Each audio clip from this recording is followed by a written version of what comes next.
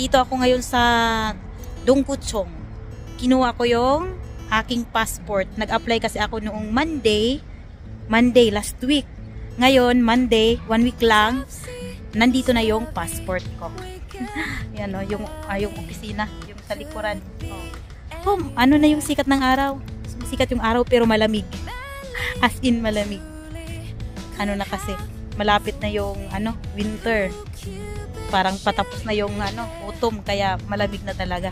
So yan yung building, yan ang building nila. Ayan.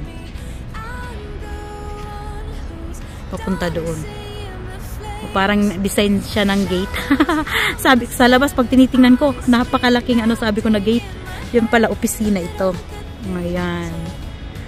So ako lang yung pumunta dito kasi may trabaho yung asawa ko. Noong nag-apply ako, kasama ko yung asawa ko. Pero ngayon, ako lang. Kasi may trabaho nga. At naglakad lang ako. Nag-exercise ako. Pagkatapos kong ihatid yung mga bata sa school, nakaagad ako. Paghatid ng mga bata sa school, kaagad ako dito. Pumunta ako kasi, mas malapit na lang na maglakad ako. Papunta rito. Kaysa uuwi pa sa bahay. Tapos balik ulit. O diba, nakuha ko na 1 week lang, in fairness. So 1 week lang yung nila, kuha agad yung passport. At saka pag-apply dito ng passport, wala nang mga requirements na kailangan. Kasi nga sila, nasa system na, nasa computer system na nila yung mga information ng bawat citizen dito. Kaya hindi na nagre-require ng birth certificate, marriage contract, hindi na. Yung kailangan lang ay yung passport size na ID photo para ilagay sa passport at bayad, yun lang. Mabilis lang yung pag-apply dito sa Korea. At 1 week lang kuha kaagad. Diba? Malamig na. Bigla talaga yung lamig ngayon. Last week hindi pa gaano, pero ngayon na. Nabigla ako. Nabigla kaming paglabas namin, malamig na pala. Sabi ng anak ko paglabas, ang lamig, parang mas malamig pa sa winter. Kasi nga, matagal nang hindi naramdaman yung lamig ng winter. Malamig talaga pag winter. Pala ngayon, autumn. Nilalamig na sila. Pati ako, nilamig na rin. Ngayon lang ako nag-apply ng passport kasi sabi ng asawa ko, hindi naman nagmamadali. Kaya, pero sabi ko, mag-apply ako kasi malay natin, di ba? Magbiyahe tayo. Biglang biyahe. Kaya may passport. Yun ang kailangan. Lakad ulit tayo. Pauwi na tayo. Pauwi. Lakad pauwi. Para exercise. Exercise na tayo. Pero nagmamadali ako. Kasi nga, yung may tumutulo sa bahay. Matagal na pala yun. Kaya naman sa isang kwarto, nag-brown yung sa kisame. Yung pala may tumutulo. Sabi ko, yung una pa, dati, yun pala, kagabi talagang sobrang lakas ng, malakas yung tulo. Buti na lang dun sa CR.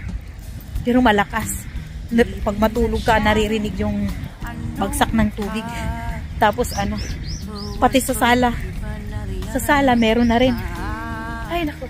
Kaya, nagmamadali akong makauwi kasi baka yung yung sa office baka tingnan kung saan banda yung tumutulog, naglilik na tubig. Sa taas yun, sa 3rd floor yata, kasi sa 2nd floor wala naman daw. Wala sa 2nd floor. Kinausap ng asawa ko kagabi. Yung 2nd floor wala. Sa 3rd floor walang tao. Yung 4th floor, wala rin daw. Hindi daw sa kanila. Kaya nasa 3rd floor yata. Dahil walang tao, ngayon, sana maayos na. Kasi basang-basa na yung kisame. Sabi ng mga anak ko, magiging dagat tayo dito. Yan ang bulaklak.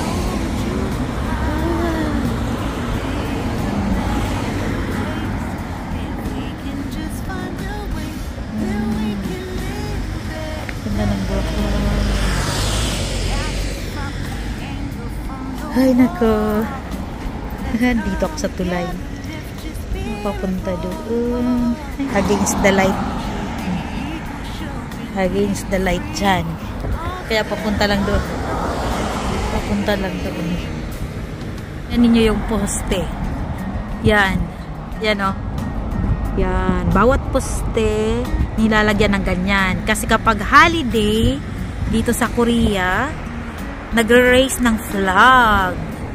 Kaya, yan. May lalagyan talaga. Kahit yung mga bahay, meron yan. Kasi ano yan eh, duty ng citizens.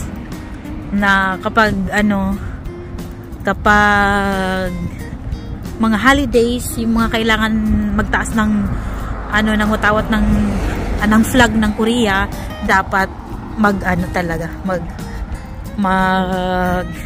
raise din ng flag.